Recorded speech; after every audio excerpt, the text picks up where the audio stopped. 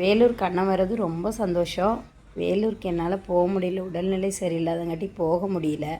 தாவேக்க தொண்டர்களுக்காக இதை நான் கேட்டுக்கிறேன். தயவு செஞ்சு அண்ணனோட வண்டி பின்னாடியோ இல்லை வேறு யாருக்கு தொந்தரவு கொடுக்குற மாதிரி யாருமே எந்த ஒரு இந்த காரியத்தையும் செய்யாதீங்க.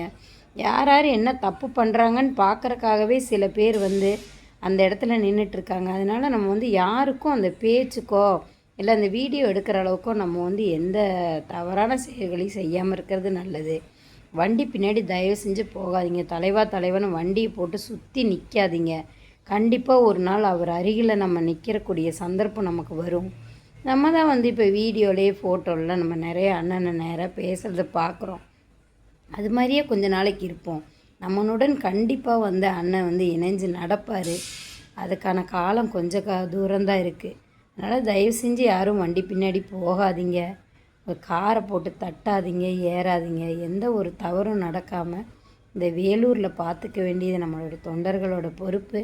அதே மாதிரி இந்த பேச தெரியாதவங்ககிட்டயே தான் இந்த மைக்கை கொண்டு வந்து நீட்டுறாங்க. அதனால் மக்களே நிறைய தெரிஞ்சுக்குங்க, படிங்க, விவரமாக பேசுங்க, போல்டாக பேசுங்க. ஒன்றும் பயம் இல்லை. யாரும் நம்மளை ஒன்றும் செய்ய முடியாது.